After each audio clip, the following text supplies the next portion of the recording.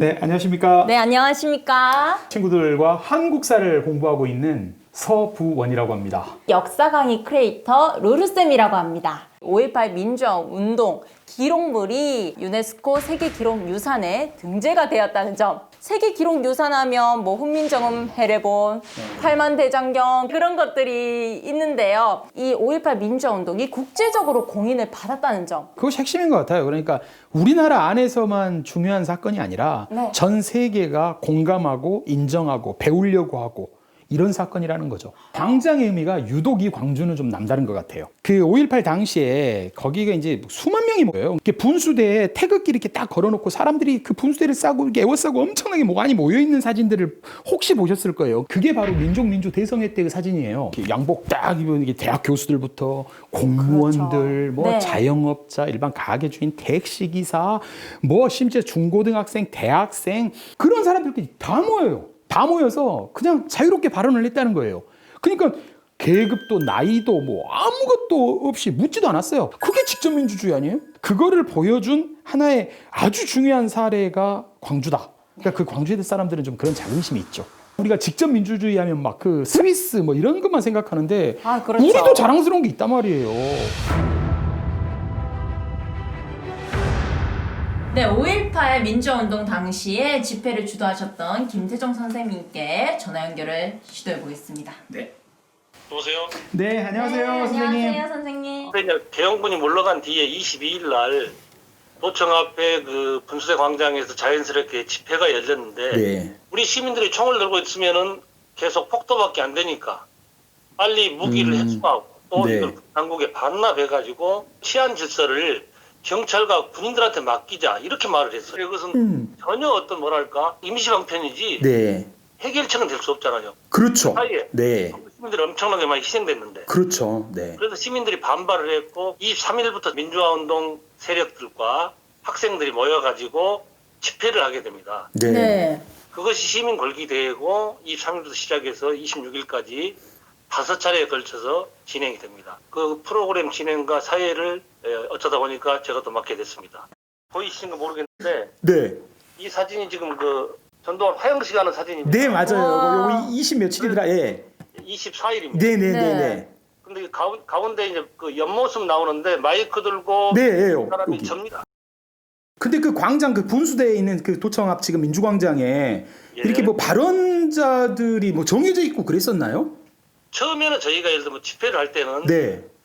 어떤 일정한 격식을 갖추고 아. 네. 각계각층의 성명서를 발표를 했습니다. 네. 네. 그러나 저희들만 이야기하는 것은 맞지 않다 해가지고 소위 시민 자유 발언대라는 그런 프로그램을 만들었습니다. 아. 엄청나게 많은 시민들이 막 자기도 올라와서 자기들의 그렇죠. 이라든지 억울함이라든지 또는 분노 같은 것을 표현하라고 했을 거 아닙니까? 네, 네. 네. 5.18 당시는 광주 시민들이 각자가 네. 그 위치에서 할 수 있는 일을 다 했다. 시민들이 어떤 그 공동체를 수호하기 위해서 각자의 위치에서 할 수 있는 만큼 다 헌신을 했다. 네. 이런 정신들이 계속 이어져 가지고 최근에 촛불 혁명까지 이어졌다. 그렇죠. 네. 선생님 언제 한번 직접 제가 찾아뵙고 인사드리겠습니다. 예, 그러겠습니다. 네, 선생님 감사합니다.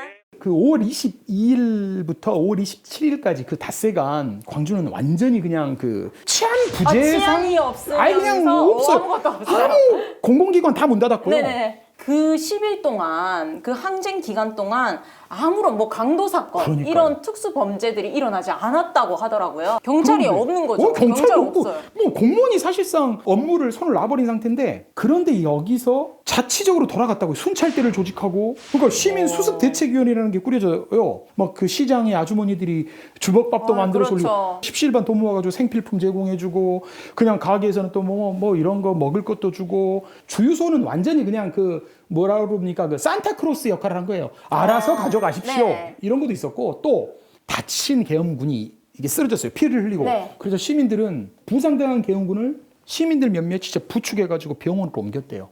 그래서 치료를 해줬다는 거예요.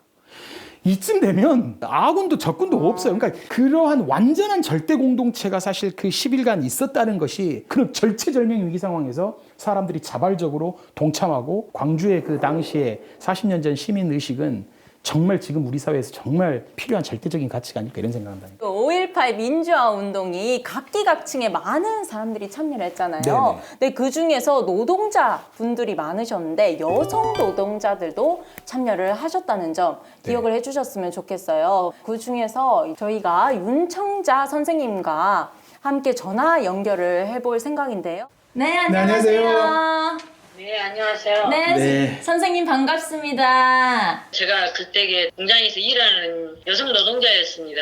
지어짜는 그 산업화 어떤 과정에서 저임금에 그렇죠. 근로기준법도 안 지키는 네. 그런 삶을 살고 있었기 때문에 지역에 있는 학생들이나 시민사회단체에서 우리의 억울한 어떤 운동에 동참하는 의미에서 쌀도 갖다 주고 돈도 갖다 주고 그래서 외로운 곳에서 시민과 함께하는 어떤 계기가 아니었는가. 그래서 이제 80년 5월에 학생들이 거리 투쟁을 하고 있는데 우리가 기부를 하자 해가지고 우리 노동자들이 빵을 정심으로 이렇게 줬습니다. 네. 네. 후인심을 우리가 굶고 아이고.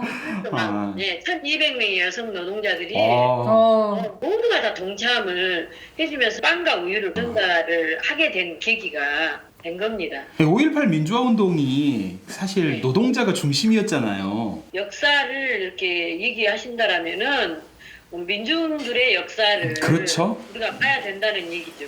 네. 그러니까 광주에서는 이렇게 민중항쟁이라고 불러요. 그죠, 선생님? 네네네. 네. 아유, 이렇게 박수를 선생님. 쳐드리고 싶어요. 박수. 박수. 아유, 감사합니다. 감사합니다, 선생님. 이렇게 여성분들이 우리 역사 속에서 많이 등장을 하는데요. 5.18 민주화 운동 속에서는 우리가 송백회라고 있었다고 해요. 송백회. 네, 예. 송백회. 네. 항쟁 초기부터 같이 시민군과 활동을 하셨다고 해요. 그래서 뭐 검은 리본도 만드시고 시사반도 운영을 하시고 시민군들과 끝까지 항쟁을 주도해서 싸우셨다고 합니다. 예. 아니, 여성 역할이 상대적으로 좀 5.18 당시 좀 덜 알려진 측면이 좀 네, 있는 것 그렇죠. 같아요. 근데 우리 역사를 보면 꼭 그런 거 아니잖아요. 이번 기회로 여성들의 역할을 좀 우리가 다시 재평가하는 시간이 됐으면 좋겠습니다. 네, 이 5.18 민주화 운동의 이념들이 현재까지도 잘 계승이 되고 이어지고 있잖아요. 네, 그렇죠. 네, 저는 그 대표적인 게 달빛 동맹이라고 저는 보고 있어요. 좀 그 신조어라서 좀 네. 이렇게 어색해하는 분들이 많더라고요. 이게 어원을 살펴보니까 대구의 옛 이름인 달구벌이랑 맞아요. 그리고 광주의 옛 이름인 빛거울에서부터 유래가 된 네, 것이더라고요. 가장 이게 확산 속도가 빨랐던 곳이잖아요, 대구가. 근데 발만 동동 구르고 있는데 그 가장 먼저 광주에서 야, 그럼 그 환자, 경증 환자들 광주에 공공병원이 좀 남아 있으니까 와라. 그래서 직접 이렇게 그냥 개방을 했죠. 근데 사실은 그때 다른 지역에서는 굉장히 우려를 많이 해줬어요. 이거 지역으로 확산될 우려가 있는데. 그럴 수 있을 근데 거라고 이걸 냉큼 생각해요. 봤냐? 그것뿐이 아니에요. 시민들이 그 주먹밥 만들어서 보내기도 했고요. 맞아요. 마스크도 이렇게 막 박스로 보내기도 하고. 그러니까 광주하고 대구 뭐 이렇게 예전 어르신들은 막 지역적인 갈등 이렇게 생각하는데 절대 그렇지 않아요. 어려울 때 돕는 게 그게 광주 정신이고 뭐 지금 이야기도 공동체 연대 뭐 이런 건데. 맞습니다. 그럼 뭐 대구고 부산이고 뭐 북한이고 뭐가 다르냐 이거죠. 이렇게 나눈 네. 거. 그런 정신이 지금 이제 살아남아 있다는 것이겠죠. 네.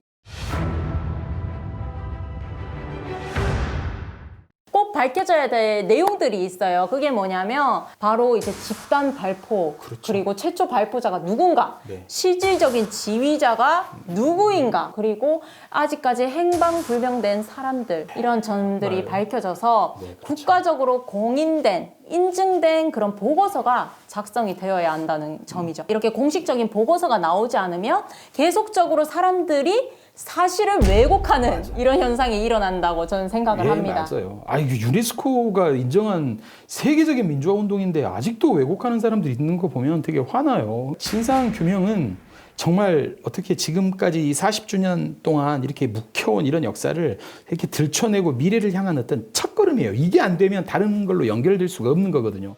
역사는 기억하지 않으면 잊혀지고 잊혀지면 역사는 왜곡된다고 생각을 합니다. 여러분들이 우리의 이 자랑스러운 역사, 5.18 민주화 운동을 꼭 기억해 주셨으면 좋겠습니다. 5.18은 저한테는 상당히 큰 나침반입니다. 아이들을 가르치면서 또 제 스스로 이 삶을 살아갈 때 힘들 때마다 도청 앞 그 광장에 갑니다. 광장이 되게 넓어요. 이렇게 걷다 보면은 도청, 그 시신안치했던 상무관, 시계탑, 전일빌딩 이런 사적지를 쭉 돌아보는데 절대 잊지 말아라고. 이 5.18을 잊어서는 안 된다고. 끝까지 기억하라고. 그러니까 그런 다짐을 하는 시간이죠. 네. 그래서 많은 분들이 나중에 혹시 여유가 되면 이 광주에 꼭 찾아오셔가지고 그런 감동을 좀 느끼셨으면 좋겠다. 이 말씀 꼭 전해드리고 싶어요. 네. 여러분 영상 시청해 주셔서 모두 감사합니다. 네, 고맙습니다.